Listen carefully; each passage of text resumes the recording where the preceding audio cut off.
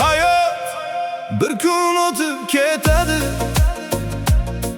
lekin insondan yaxshilik qoladi. Shuning uchun qo'lingizdan kelguncha yaxshilik qiling. Bir kun ko'chada begona bir insonni ko'rasiz. Balki u bir og'iz yaxshi so'zga muhtojdir. Siz bilmaysiz u qanday dard bilan yashayotganini. Shunchaki mehr bilan qarang. Ba'zan bir tabassum bir insonning kunini o'zgartiradi.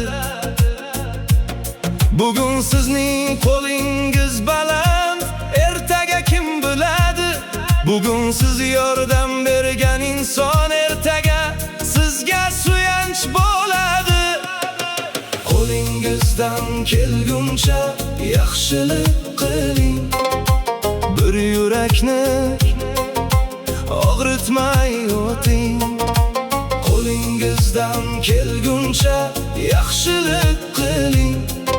Bu dunyoda mehrni ko'paytiring. Boylik qolmas, shon shuhrat ham o'tar, ammo qilgan yaxshiligingiz yuraklarda yashar. Qo'lingizdan kelguncha yaxshilik qiling.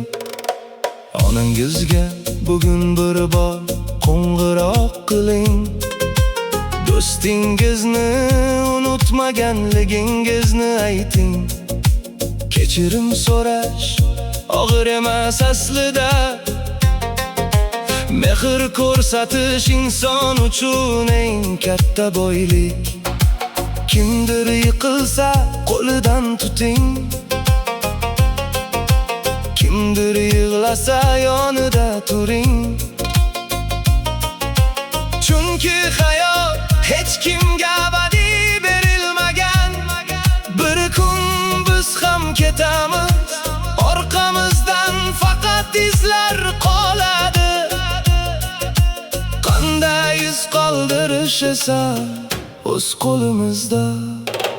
Bir yaxshilik balki siz uchun arzimasdir, ammo kimningdir hayotida u butun dunyo bo'lishi mumkin.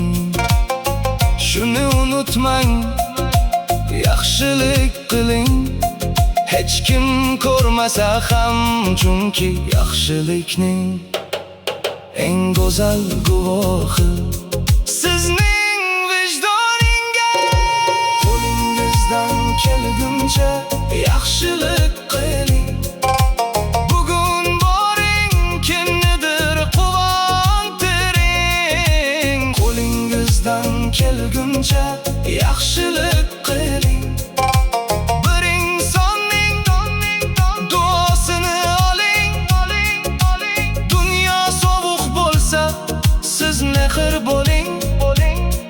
Dunyo unutsa, siz eslang. Hayot o'tadi, kunlar o'tadi, ammo qo'lingizdan kelguncha yaxshilik qiling. Chunki bu dunyoda